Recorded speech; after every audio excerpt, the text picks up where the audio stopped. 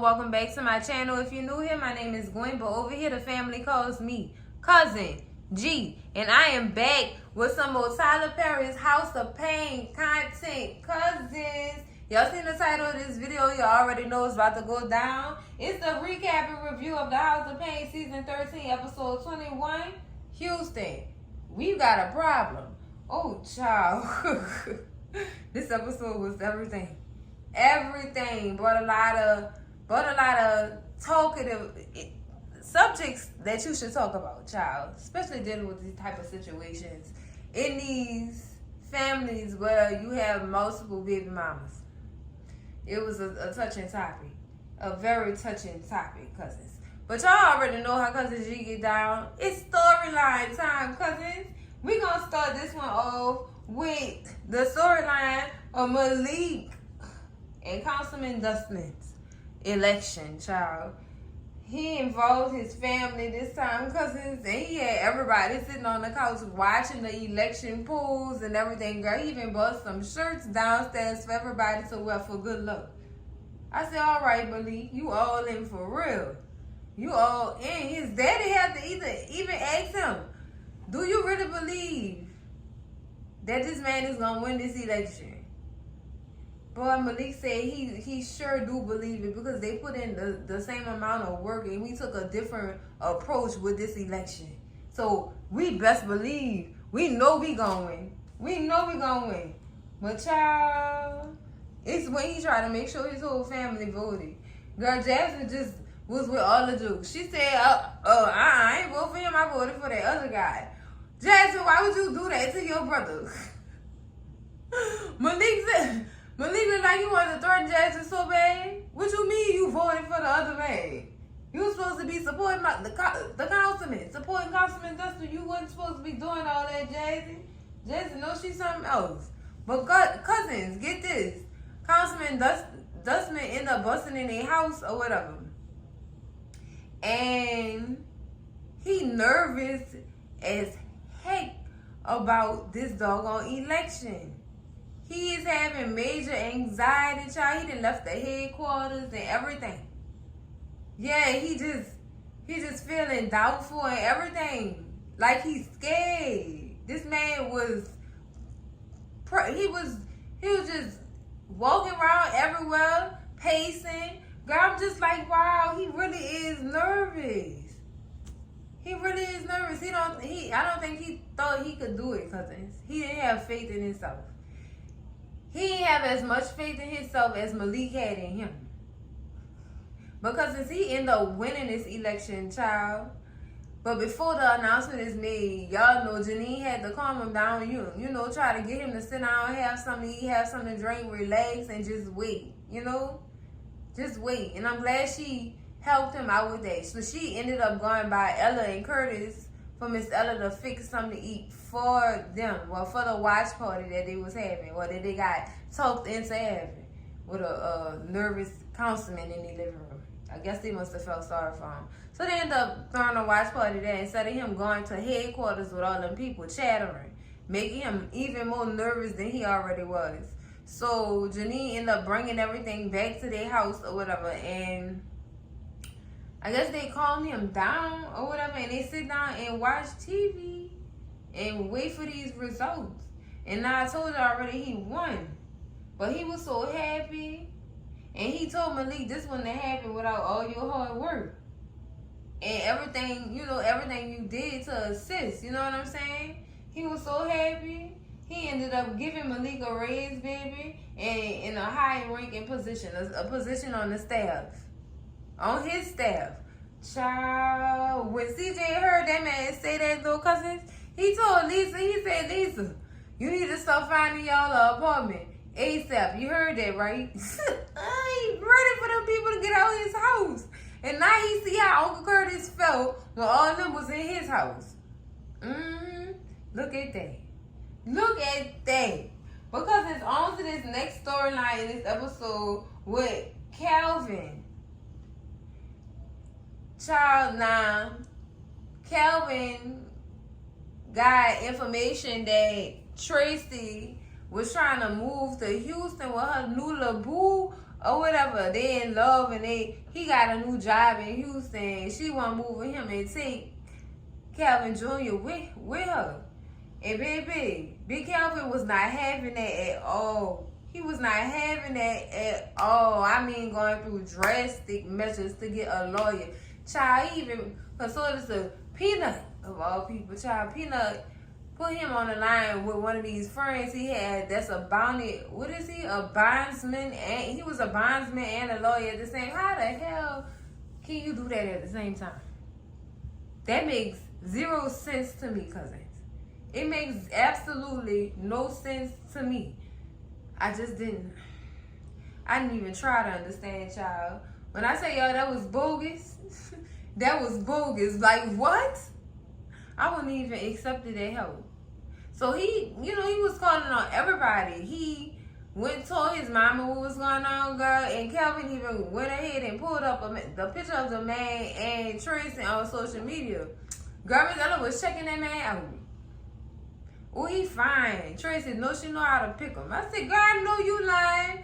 Don't let Curtis hear you say that. Don't let them. Oh, girl. Calvin was just like, mind you tripping, I came over here for help. Like, what is you doing? So he ended up going back home, cousins, to tell Laura about what's going on. And also, didn't even want to accept Laura's help. Because she didn't agree with what he was doing. Like, she felt like he was doing too much. Going to the extremes of getting a lawyer before he even talked to Tracy further about the situation. A lawyer. Talking about, you know her, you don't know her. You don't know how Tracy get down. So, child, how about when Laura didn't agree with what he was doing or whatever, he ran over back to his mama's house to meet Miranda and asked Miranda for her advice on what she should do. So Miranda's advice was to get a lawyer because Miranda, like Calvin, know how Tracy is after being that she's dealt with Tracy's antics before. So yeah, she agreed to the lawyer shit. She agreed to it. She said, she even told him, I have the number to a custody lawyer, the same custody lawyer I use for our case or whatever. And, he was grateful or whatever. See, you know me. You know me. You know what, Calvin? You are doing too much. This situation ain't even get that far for you to be ordering lawyers now. Like, you really are doing too much. And, of course, Miranda is going to agree with anything you do. She loves you so much. But sometimes she be giving him good advice, too. But, baby, when he went back home and Laura found out that he had met up with Miranda, oh, baby, she was not having it, child. She was not having it. Sis had her mind on date after that little spat they had before he even went back to his mama's house. Child, the whole bottle had to be gone at that point, cousins. Sis was pulling it up. She was stressed out. Like, how could he not accept my help or whatever? How could he not understand that he is doing too much? You know what I'm saying? She started stressing herself out, getting in her own head at that point. And she was pissed off. So, when he go back home, and he tell her that Miranda gave him the number to a lawyer or whatever, you know Laura was going to have a problem with that. You know she was going to have a problem with that.